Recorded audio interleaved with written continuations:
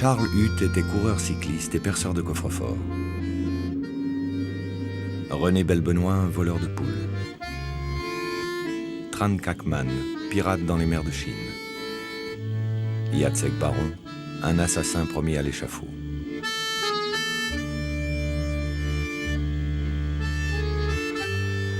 Chacun d'eux a emprunté un jour l'un des 1000 chemins que la France avait tracés pour se débarrasser de ses délinquants et criminels en les envoyant purger leur peine à plusieurs milliers de kilomètres de la métropole, dans ce qui fut le premier archipel carcéral, le bagne de Guyane.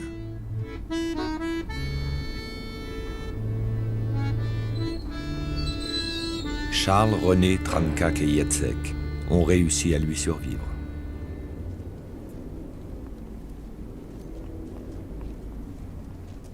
Aujourd'hui, les seules traces qui restent d'eux sont les souvenirs des combats qu'ils ont menés du fond de leurs cellules et leurs dossiers disciplinaires, méticuleusement conservés par la justice.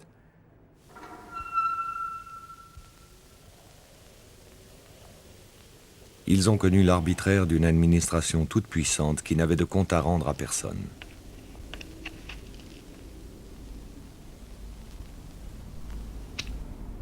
Ils ont connu la promiscuité et le règne des caïds dans les dortoirs collectifs.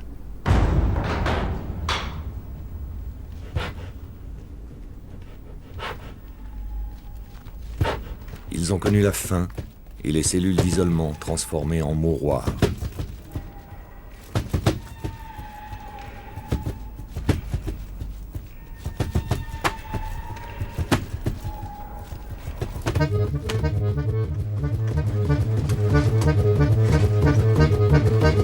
Ils ont connu ces trains qui ne menaient nulle part, et l'enfer des camps forestiers où les forçats tombaient de fièvre et d'épuisement, en rêvant d'évasion.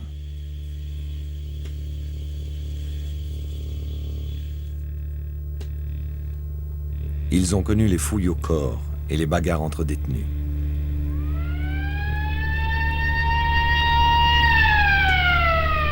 Le bagne les a marqués comme jadis étaient marqués au fer rouge les condamnés aux galères. Ils ne se sont jamais avoués vaincus. Ils n'ont jamais réussi non plus à lui échapper totalement, comme les vestiges du bagne sont aujourd'hui prisonniers de la jungle.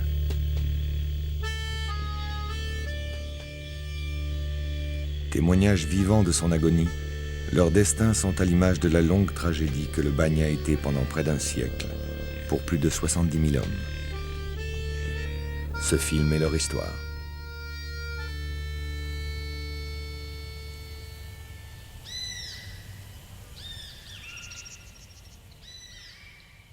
Charles Huth était pour la justice l'exemple même du gibier de potence qu'il faut à tout prix éloigner de la métropole pour éviter la contagion.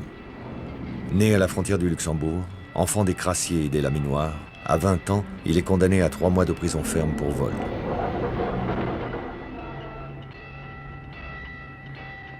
À peine libéré, il est à nouveau 3 fois incarcéré pour vol et coups et blessures. 1 an plus tard, il replonge.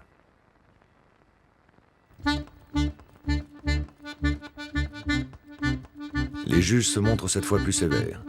Charles est condamné à 3 ans de prison ferme et 5 ans de mise à l'épreuve.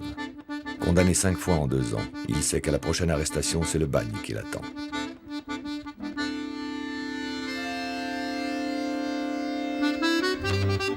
Charles s'absorbe alors dans son autre passion, le vélo. Vainqueur de plusieurs courses régionales, il passe professionnel. Pendant 4 ans, Charles ne fait plus parler de lui que dans les journaux sportifs.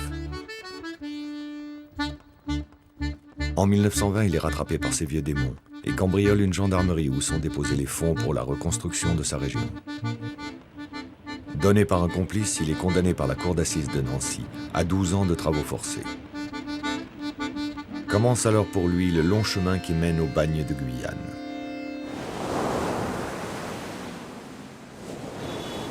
Charles est incarcéré dans la forteresse de l'île de Ré, où sont regroupés tous les condamnés avant leur départ pour les tropiques. Ré est l'antichambre du bagne.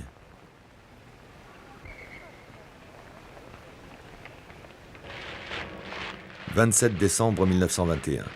610 forçats partent pour la Guyane. Charles est fin prêt. Il s'est fabriqué une lame pour se défendre et a mis toutes ses richesses dans son plan, une sorte d'étui à cigares que tous les bagnards dissimulent dans leur rectum. Pour éviter tout risque d'évasion, le Lamartinière attend les forçats au large.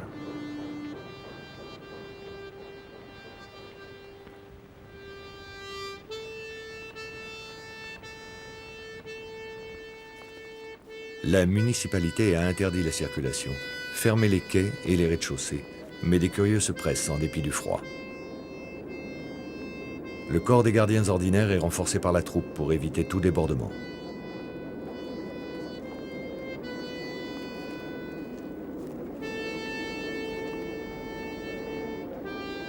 Charles, les poignets entravés, est gêné pour tenir le quignon de pain qui lui servira de nourriture en arrivant à bord.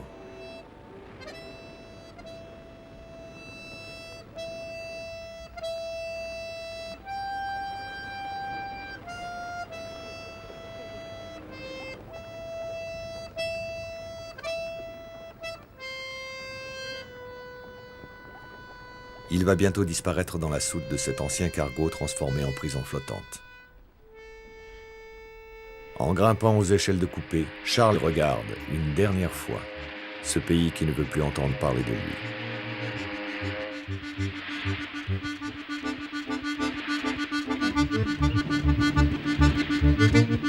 À l'intérieur, sans ménagement, les condamnés sont entassés par groupes de 80 dans des cages qui courent de part et d'autre du ventre du bateau. Matin et soir, pendant 5 minutes, Charles et les autres sont autorisés par petits groupes à gagner le pont pour prendre l'air. Après 1 mois de mer, le Lamartinière double le phare de l'Enfant perdu. Le bagne n'est plus loin.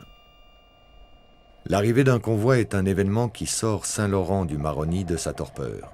Les nouveaux arrivants viennent remplacer les morts et les impotents des convois précédents. C'est la promesse d'une nouvelle main-d'œuvre, fraîche, taillable et corvéable à merci, qui fait vivre toute la Guyane. L'ordre est donné de faire débarquer les forçats. Charles, à son tour, foule la terre ferme. Le médecin monté à bord l'a trouvé en bonne santé. Ce n'est qu'une formalité. Personne n'est jamais renvoyé en métropole. Sous la surveillance fébrile de leurs nouveaux gardiens, les bagnards sont conduits vers le pénitencier distant d'une centaine de mètres.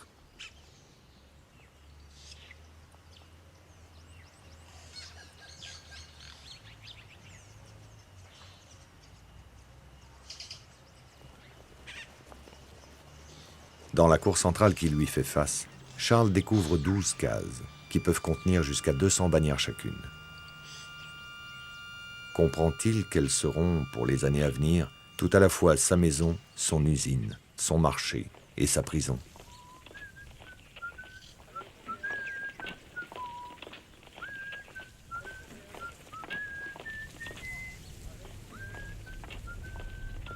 Mis à l'isolement par groupe de 60, c'est seulement après des formalités anthropométriques et une nouvelle visite médicale que Charles et les autres connaîtront leur affectation définitive. Demain, il restera peut-être ici, ou sera envoyé dans l'un des autres camps de travail dont la commune pénitentiaire de Saint-Laurent du Maroni est le centre de tri et la capitale administrative.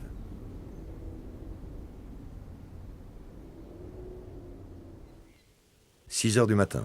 Le tambour roule le réveil. Les gardiens aux ordres reçoivent les consignes de la journée. Les porte-clés débarrent les portes des cases.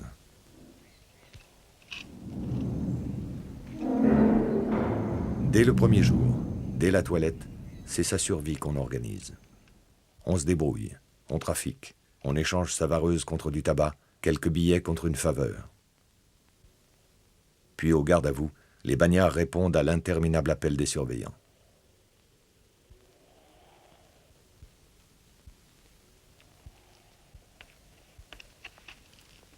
Charles assiste au départ des anciens en corvée. Saint-Laurent est l'unique commune de France qui ne soit pas administrée par un maire, mais par le directeur de l'administration pénitentiaire. Toutes les briques qui la composent ont été moulées par les bagnards. Véritable fourmilière construite par et pour le bagne, Saint-Laurent vit en vase clos. Sa scierie, ses champs de culture maraîchère, ses abattoirs, sa forge, sont tous tenus par des forçats, qui font vivre toute la colonie.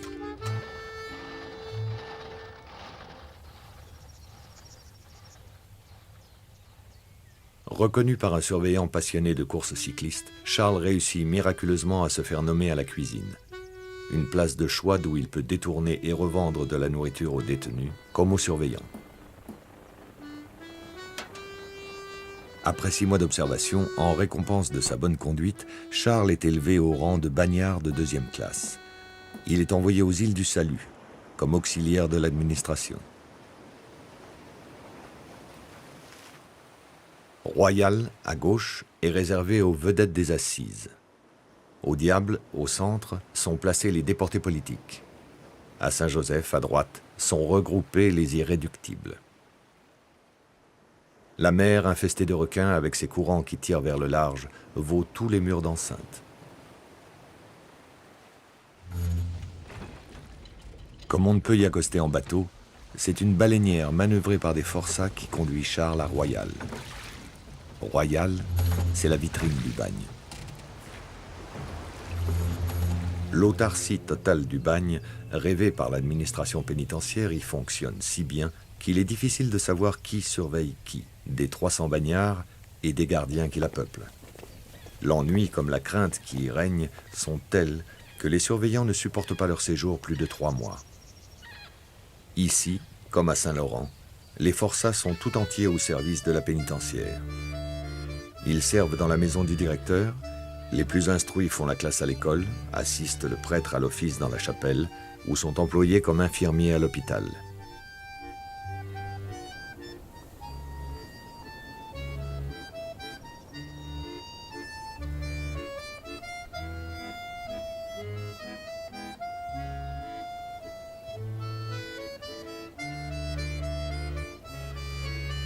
Ils servent aux messes des célibataires ou sont garçons de famille dans les maisons des surveillants mariés qui jouxtent leurs cellules.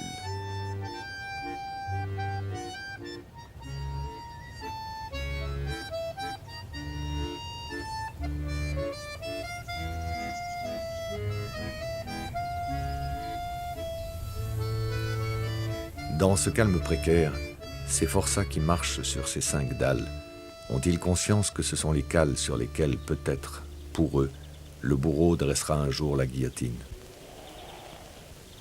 Et celui-là qui se perd dans la lecture d'un roman, songe-t-il qu'à Royal, il n'y a pas de cimetière pour les forçats, et que ces tatouages seront jetés en pâture aux requins le jour où la maladie ou un mauvais coup de couteau auront eu raison de lui?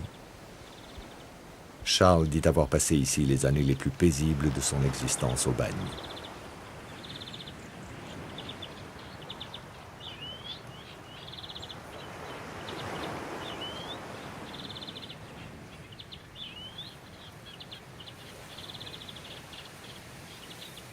De l'autre côté de l'Atlantique, René Belbenois vient d'obtenir son passeport pour la Guyane. René est un enfant du bagne. Né le 4 avril 1899 à Paris dans une famille d'ouvriers sans histoire, après avoir obtenu son brevet d'études élémentaires, René est engagé par son oncle dans un cabaret de Pigalle. Il y découvre l'argent et la vie facile. Renvoyé pour avoir joué aux courses l'argent que lui avait confié un client, René entame une vie de maraude et de chapardage. Arrêté pour de menus larcins et pour avoir voyagé sans titre de transport, il est acquitté en raison de son âge, 16 ans, mais placé par la justice dans une maison de correction, véritable école du bagne.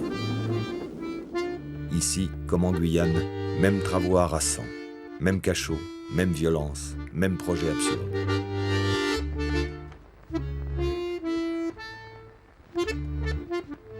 La France est en guerre. Plutôt que de continuer à subir cet enfer, René devance l'appel. Après l'armistice, il reprend son tour de France de la débrouille. On signale ses forfaits aux 4 coins du pays, mais René demeure insaisissable, jusqu'au jour où la police le retrouve. L'aventure s'arrête devant les portes du tribunal de Dijon.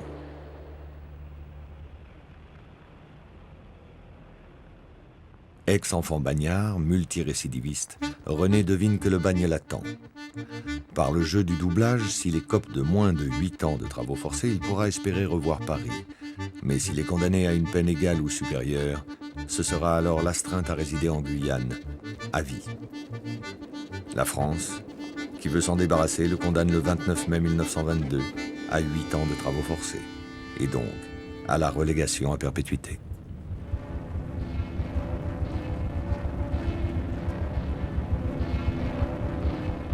La moitié des bagnards d'un convoi meurent dans la première année. De constitution chétive, à bord du Lamartinière qui le conduit vers la Guyane, René pressent qu'il a peu de chances de s'en tirer.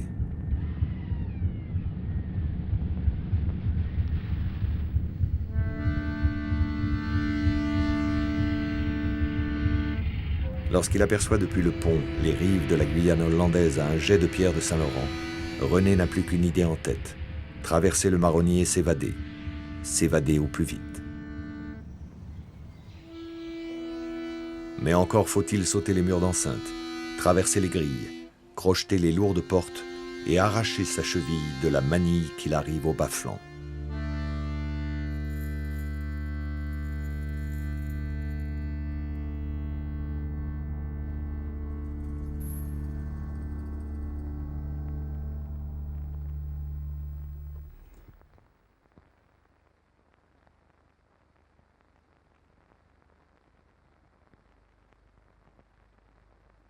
Lorsque, comme les autres condamnés, il passe à l'anthropométrie, il reçoit le matricule 46 635, qui sera bientôt sa signature.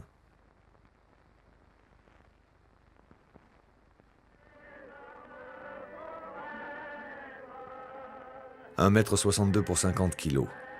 Dans ce monde de brutes, René doit à sa faible constitution d'être classé travaux légers.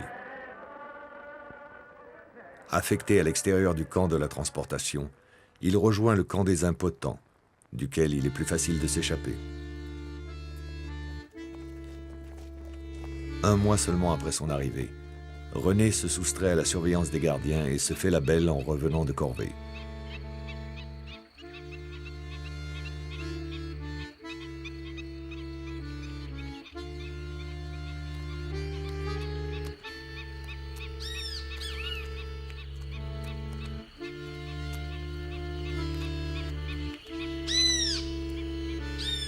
Aussitôt repris, il est placé au cachot.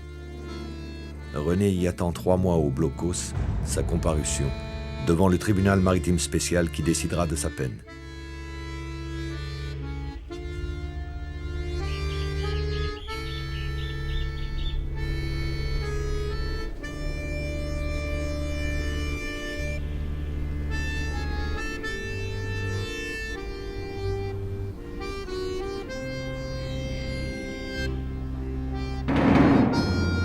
Lors de la promenade quotidienne, en tournant en rond, René ne cesse de ressasser de nouveaux plans d'évasion. La prochaine fois, ce sera la bonne.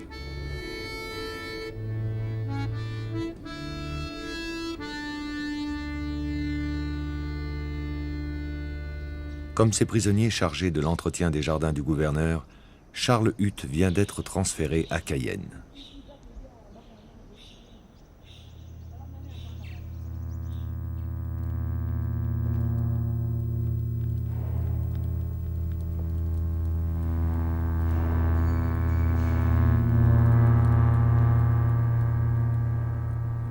Passé prisonnier de première classe, il jouit d'une cellule individuelle qu'il peut décorer à sa convenance. Dans la journée, en compagnie d'autres bagnards, Charles sillonne les alentours de la capitale et pose des lignes télégraphiques. Autorisé à circuler en ville, derrière sa soumission de façade, Charles lui aussi rêve de se faire la belle, mais pour cela il faut de l'argent. Charles le cambrioleur sait où et comment s'en procurer rapidement. Le 21 juin 1925, en plein centre de Cayenne, il cambriole le grand magasin Théobald. Dénoncé une fois de plus par un complice, il passe devant le tribunal maritime spécial et écope de 20 mois de réclusion sur l'île Saint-Joseph. Surnommée par les bagnards la mangeuse d'hommes, Saint-Joseph est l'île du silence et de l'enfermement absolu.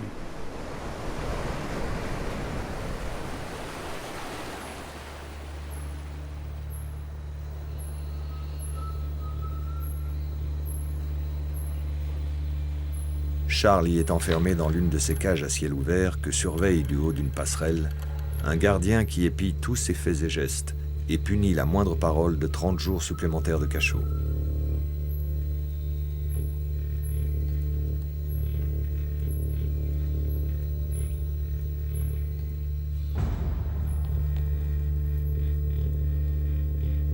Une fois par jour, sa maigre pitance lui est distribuée par l'étroit guichet à hauteur de tête, seul contact que les hommes auront avec l'extérieur pendant la durée de leur peine. Ici, pas de promenade.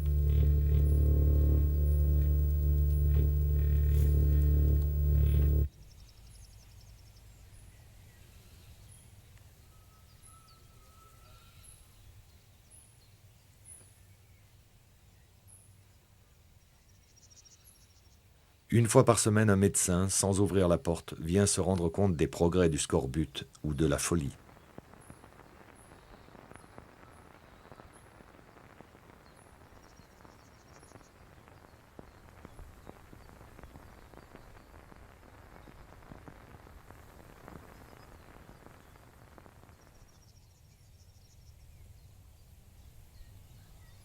Charles a entendu parler de ces bagnards qui y ont passé plusieurs années. Les murs portent encore les traces de leur séjour. S'ils ont résisté, lui aussi s'en sortira.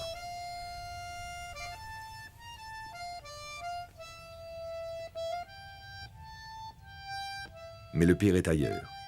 René Belbenoit, classé incorrigible par le tribunal maritime spécial, est envoyé au camp forestier de Charvin. C'est à Charvin que la condamnation aux travaux forcés prend tout son sens. Charvin est l'enfer du bagne.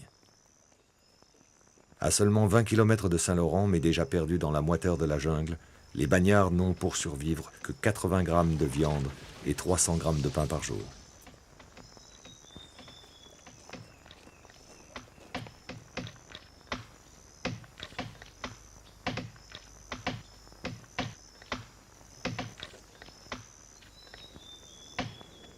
Les bagnards y sont ravalés au rang de bêtes de somme. René doit chaque jour abattre son quota d'un bois plus dur que la pierre, sous l'œil de gardiens prêts à tirer à tout instant. Devine-t-il que l'on tirera de ces rondins des essences rares pour que les dames des beaux quartiers de Cayenne ou de Paris puissent se parfumer? Et celles-ci savent-elles combien d'hommes sont morts pour chaque goutte qu'elles déposent sur leur nuque?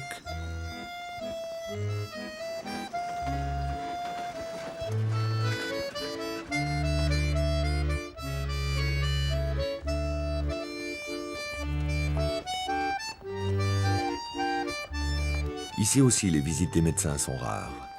Et tout est bon pour se faire porter malade, comme ce détenu qui refuse de prendre sa quinine. Mieux vaut souffrir du palu que mourir à la tâche. On ne survit pas plus de 6 mois à Charvin. Après 4 mois, exsangue, René parvient à se faire interner à l'hôpital de Saint-Laurent. L'hôpital, c'est le rêve de tous les bagnards. Ici aussi, tout s'achète, y compris le droit de rester malade. C'est là que René va faire une rencontre qui va changer sa vie. Depuis 1923, le scandale provoqué en France par l'enquête au bagne d'Albert Londres intrigue l'Amérique. Les plus grands journaux y envoient leurs meilleurs reporters.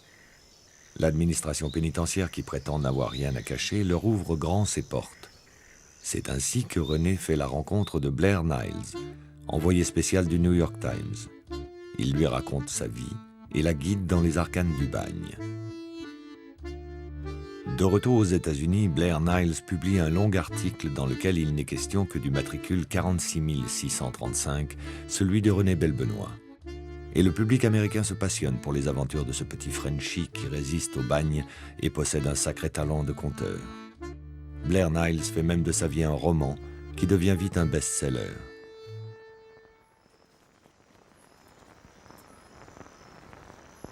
Critiqué en France, le bagne devient alors, grâce au témoignage de René, un scandale aux États-Unis aussi. L'administration prend peur.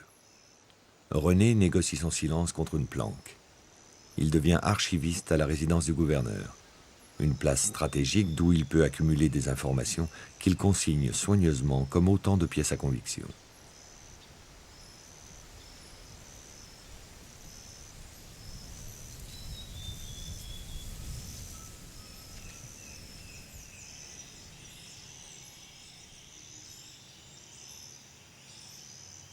En 1930, parvenu au terme de sa peine de travaux forcés, René est libéré. Il profite alors, malgré son astreinte à résidence en Guyane, d'une permission exceptionnelle pour aller au Panama, d'où il compte reprendre sa croisade contre le bagne.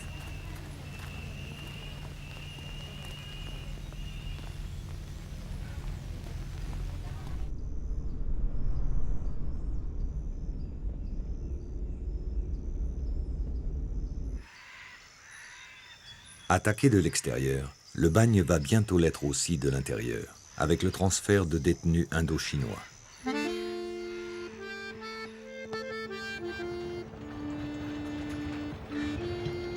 Révoltés par la présence française en Indochine, une poignée de jeunes militants communistes et nationalistes s'insurgent et massacrent une garnison de l'armée française.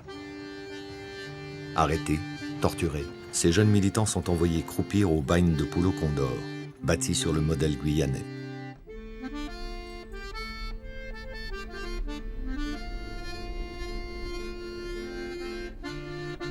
Par un curieux hasard, arrive dans la cellule de ces politiques Tran Kak Man, marin de la baie d'Along, condamné pour fait de piraterie.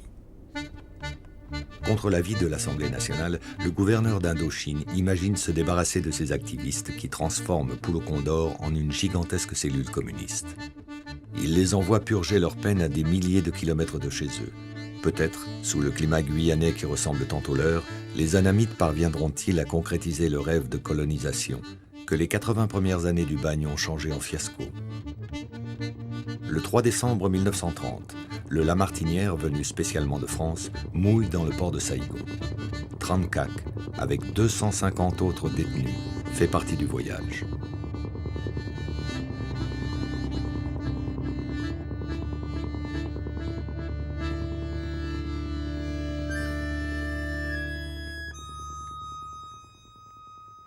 Les Anamites sont d'abord incarcérés au dépôt central de Cayenne. Ils sont acheminés ensuite par un détachement de tirailleurs sénégalais en plein cœur de la forêt équatoriale, dans le territoire de l'Inini, que l'administration coloniale vient de décréter priorité numéro 1 de l'aménagement du territoire de la Guyane.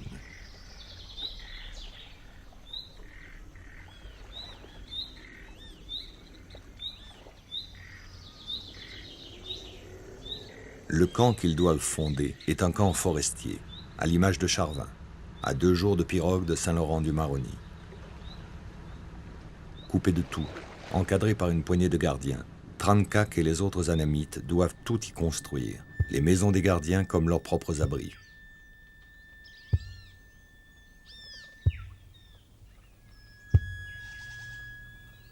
Très vite, dans ce camp dit de la Forestière, les suicides et les évasions se multiplient. Mais ce qui inquiète vraiment l'administration pénitentiaire, c'est que les prisonniers continuent de s'organiser en cellules communistes. Pour casser leur résistance, après 4 ans de travail, l'administration ferme le camp et l'abandonne à la jungle.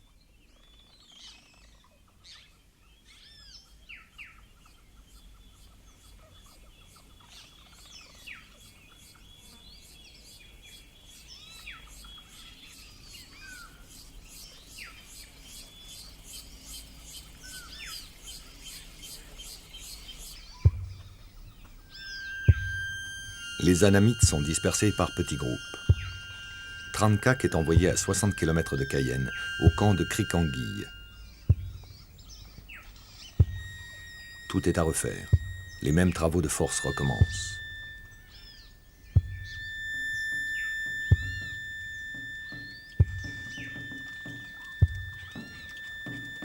Oubliés de tous, placés sous haute surveillance, ils continuent à protester et, par défi, à célébrer la fête du Tête pour l'année nouvelle.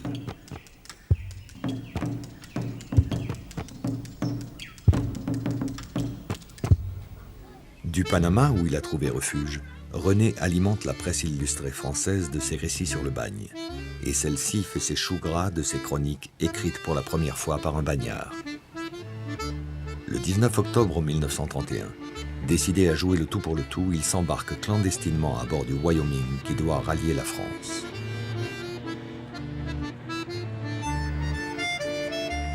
À peine arrivé au Havre, il est immédiatement arrêté lors d'un contrôle de police. La justice décide de le renvoyer en Guyane pour y être jugé par le tribunal maritime spécial pour rupture de résidence. Mais René n'est plus un simple voleur de poules. Il écrit des articles pour des journaux populaires à très fort tirage. René est désormais une vedette. Interdit par la censure en France, un film qui a connu un grand succès aux États-Unis a même été adapté de sa vie par la Metro-Goldwyn-Mayer.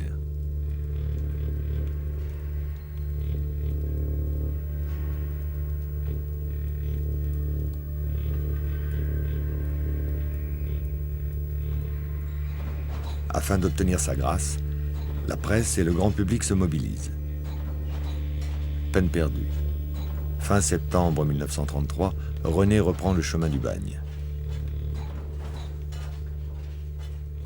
De nouveau, il embarque à l'île de Ré sur le Lamartinière, en compagnie d'un certain Henri Charrière, dit Papillon.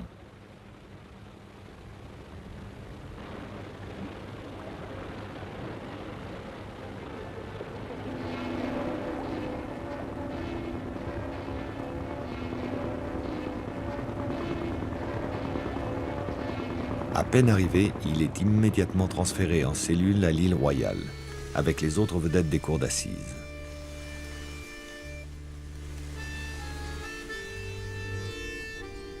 Il y retrouve le faussaire Lagrange, qui a été chargé de décorer la chapelle.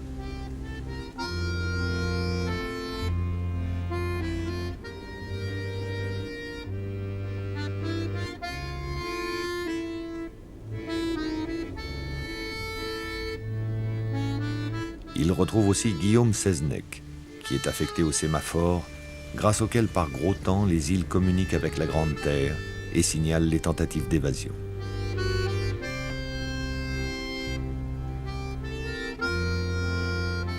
Consciente du danger qu'il représente, l'administration pénitentiaire met René sous haute surveillance, multiplie les punitions et fait tout pour l'empêcher d'écrire.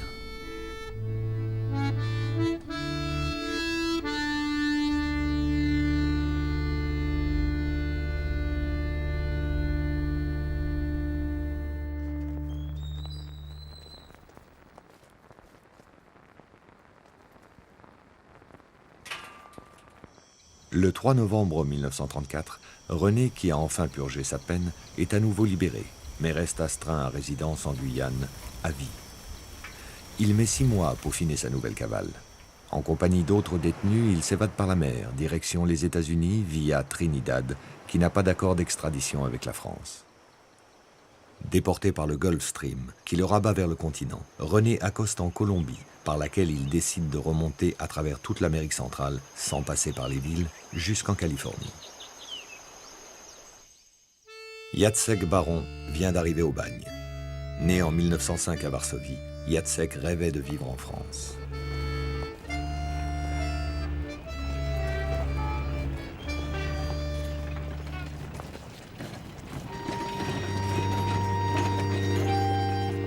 Après avoir rejoint Paris à pied et survécu comme il le pouvait dans le quartier du Marais, un jour coiffeur, un autre cuisinier, en 1930, pour obtenir la nationalité française, il s'engage dans la Légion. Blessé lors des combats de la guerre du Rif, il est affecté à la cuisine d'un colonel dont il devient le souffre-douleur.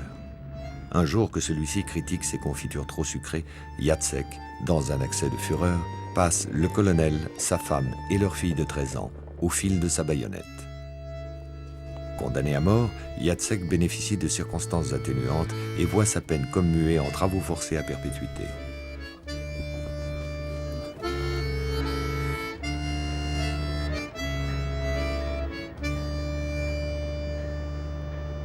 Sur son chemin depuis l'île de Ré vers la Guyane, le Lamartinière fait escale à Alger pour l'embarquer avec 80 autres bagnards maghrébins.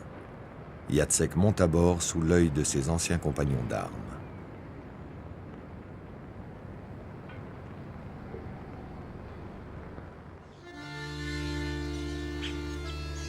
Il sait qu'au bagne, les tueurs d'enfants ne sont pas les bienvenus. Dès son arrivée, Jacek choisit donc de se faire oublier. Il se coule dans le moule du pénitencier, docile, discipliné, remarqué pour sa bonne conduite. En 20 ans, comme en témoigne son livret disciplinaire, il n'est puni que 2 fois. Une première fois pour s'être volontairement ébouillanté afin d'échapper à une corvée, une deuxième fois pour avoir jeté le chat de la boulangerie dans le four.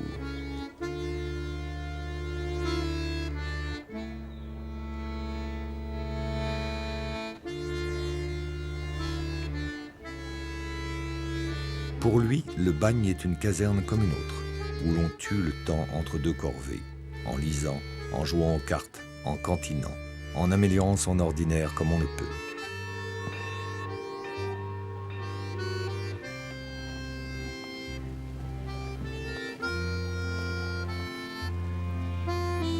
Ironie du sort. Affecté à la boulangerie du quartier disciplinaire, Jacek se souvient d'avoir assisté un matin à la peine qu'il aurait dû subir.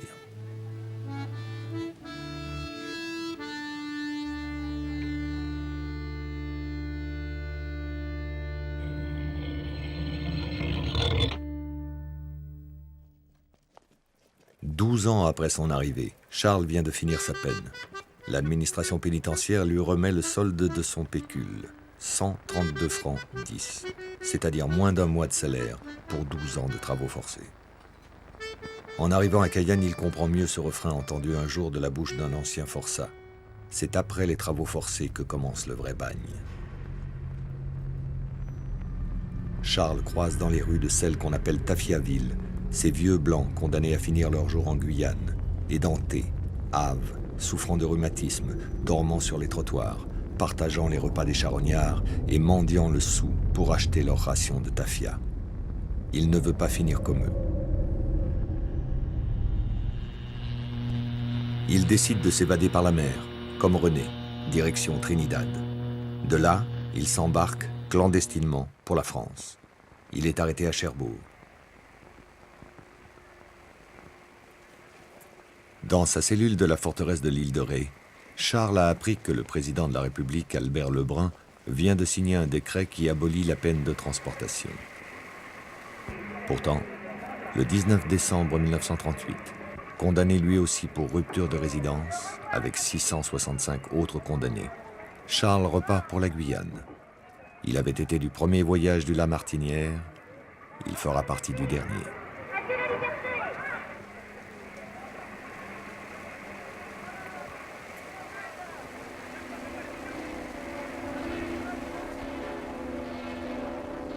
Deux ans plus tôt, le Front populaire a aboli l'emprisonnement pour motif politique. Dans le camp où ils sont parqués depuis 5 ans, Tran Kak et les autres déportés vietnamiens protestent et s'organisent. Ils impriment des tracts exigeant leur libération. Rien n'y fait. Le gouverneur de Guyane, qui aimerait bien s'en débarrasser, n'a pas les moyens de les faire rentrer chez eux. Mais il veut encore moins que ce cancer communiste se répande sans contrôle dans la Guyane. Pour Tran Kak et ses compagnons, la libération est encore lointaine. René, quant à lui, poursuit son odyssée vers les États-Unis.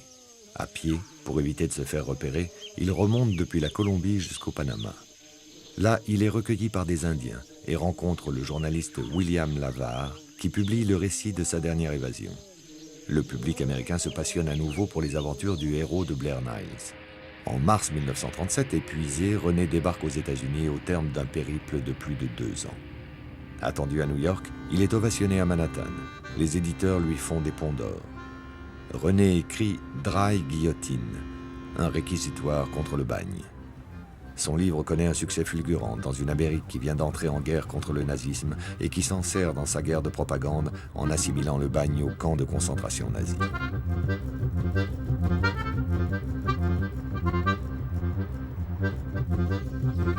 Mais avec la fin de la guerre et la découverte de la mise en œuvre de la solution finale, le bagne passe au second plan. Les livres de René sombrent alors dans l'oubli.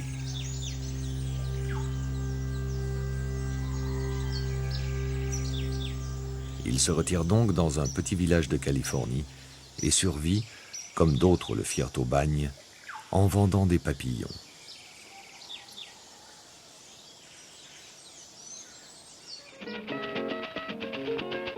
En 1941, sous prétexte de s'engager dans les forces françaises libres, Charles a bénéficié d'une filière d'évasion. Mais c'est à Cuba qu'on le retrouve. Il se livre à la vente d'armes. Il traficote au soleil.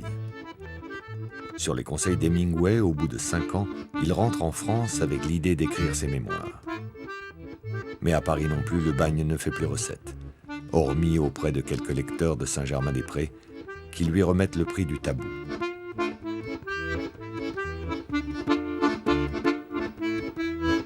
Le bagne appartient désormais à l'histoire. Soucieuse de sa nouvelle image, la France a décidé de le liquider et ne veut plus en entendre parler. C'est dans la plus grande discrétion que depuis 1945, le gouvernement a confié le rapatriement des derniers bagnards à l'armée du salut. Pour survivre, Charles continue donc de faire ce qu'il a toujours su faire. Il se débrouille. En 1967, à 73 ans, il est arrêté une dernière fois pour recel de bijoux volés. Quand il ressort de prison, c'est pour constater le succès planétaire d'un autre bagnard, Henri Charrière, condamné aux travaux forcés à perpétuité pour assassinat, qui est lui aussi revenu de Guyane et a écrit un roman racontant ses aventures, Papillon. Charles, qui y voit un moyen d'accéder à la notoriété, accuse Papillon d'être un imposteur. Vous avez été condamné à quoi? À 12 ans de travaux forcés. Et vous êtes resté combien de temps au bagne? 34 ans exactement. Vous savez bien que la vérité est souvent invraisemblable. De toute façon, il y a une cour d'assises qui va condamner aux travaux forcés à perpétuité. Il y a une évasion qui va jusqu'en Colombie, puisque officiellement on est venu me chercher jusqu'à Barranquille. Il y a une autre évasion qui passe par le bagne vénézuélien. Tout cela a été contrôlé. Pour moi, il n'y a absolument rien de vrai. Peut-être qu'il a été au bagne, je ne peux pas le contester. Mais dans tout son livre, je l'ai lu 3 fois, je ne retrouve qu'une chose. Il a fait un livre par des racontages et sans doute copié sur mon livre à moi et sur le livre d'autres amis. J'ai lui écrit une lettre, j'ai dit mon vieux Charrière, je ne te connais pas, ne pense pas surtout que je viens de te demander l'aumône, ni que je te veux du mal. Mais avant de faire quoi que ce soit contre toi, je vois qu'il y a plagiat avec moi. Maintenant, tout ce que tu racontes, c'est du mensonge. Les dernières phrases qu'il prononce sur sa lettre, je suis un truand et je reste un truand. Si Papillon est bel et bien allé au bagne, les aventures qu'il s'attribue sont en réalité pour une grande part celles de René Belbenoît. Papillon ne s'est jamais évadé de l'île du Diable sur un radeau de coco. Comme Trancac, il a profité de la désorganisation du bagne pendant la guerre pour se faire la belle.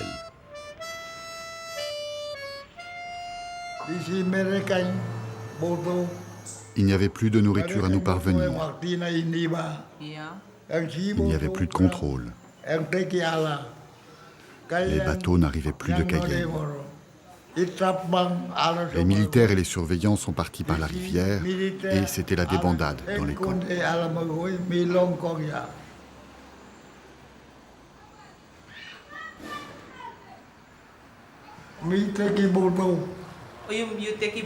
L'occasion s'est présentée de s'enfuir et nous avons construit un bateau pour descendre jusqu'à l'embouchure du fleuve. En mer, nous avons été secourus par un bateau américain. Je connaissais la mer, alors mes camarades sont venus vers moi pour tout organiser.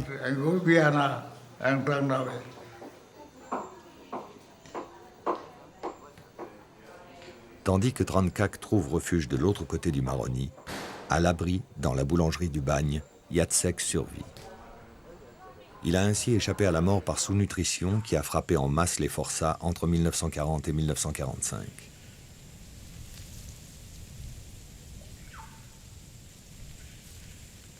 Libéré en 1950, Jacek décide de rester en Guyane. Où irait-il de toute façon ?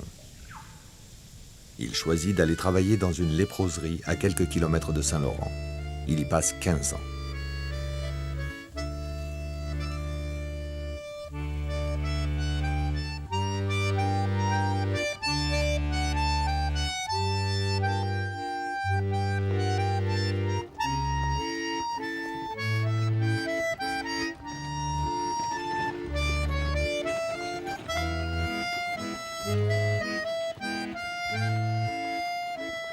Au milieu des années 70, Jacek retrouve Saint-Laurent et ses anciens compagnons de chaîne restés là. Il prend sa retraite avec eux dans l'hôpital. Il devient coiffeur, ouvre une bibliothèque. En 1988, il est contacté par un Américain qui est persuadé de faire fortune en éditant ses mémoires. Mais Jacek délivre le récit de sa vie au compte-gouttes, obtient des rallonges et négocie chaque détail. Après avoir obtenu ainsi plus de 10 000 $, il conseille finalement à son mécène de s'inspirer d'une source qui a déjà fait ses preuves en librairie, Papillon.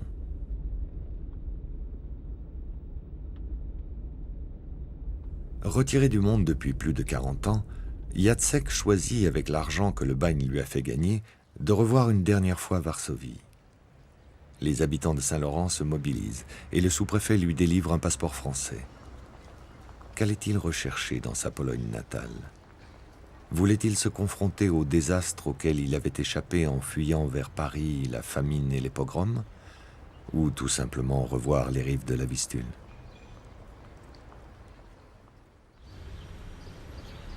Brièvement filmé par une équipe de télévision sur le chemin du retour, Jacek ne s'est jamais livré. Bien regarder autour de vous, voir ce que vous reconnaissez, si vous voyez des choses. Mais je vous dis, c'est comme à Varsovie, je vivais 23 ans, je ne reconnais rien de tout. Il lui arrivait parfois de faire visiter le bagne aux touristes de passage.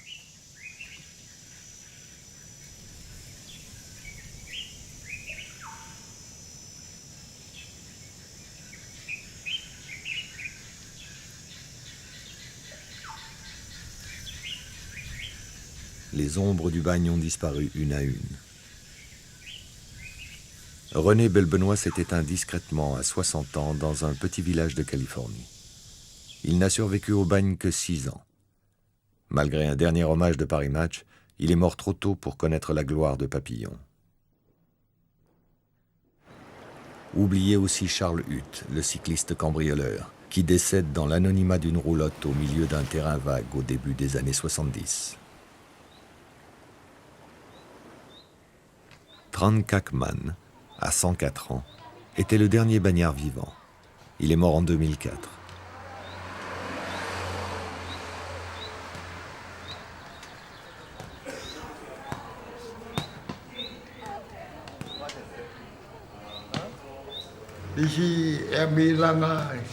Lorsque je m'habillais, j'avais de l'or cousu partout sur mes vêtements. De l'or, de l'or, de l'or, encore de l'or. Quand je jouais aux cartes, les gens autour de la table disaient « Mais qui est ce jeune homme ?» Alors ils ne regardaient plus les cartes et je trichais.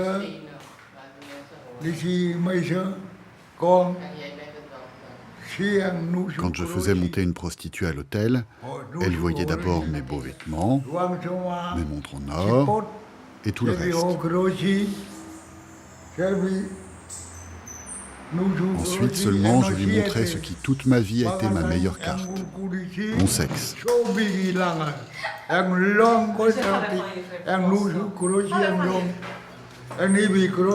Quand j'étais tout nu devant elle, vous ne pouvez pas imaginer comme elles étaient impressionnées.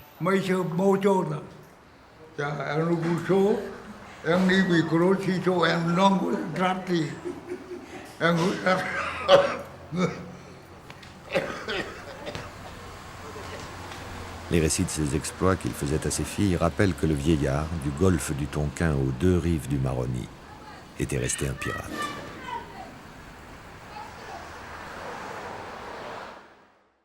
Les survivants indo-chinois du convoi de 1931 ont eu moins de chance que lui.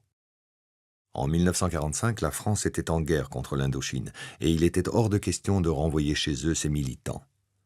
En 1954, lors de l'indépendance du Vietnam, le gouvernement de Ho Chi Minh n'avait pas les moyens de les rapatrier. Ils se sont installés dans le quartier du port de Cayenne. Leurs descendants aujourd'hui ignorent pour la plupart ce que furent les combats qui ont mené leurs parents en Guyane.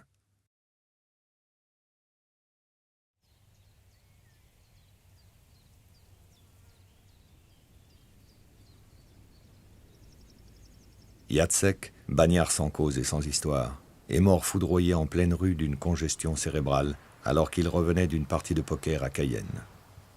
Dans son testament, il demandait à être enterré au Bambou, cette partie du cimetière de Saint-Laurent réservée aux bagnards.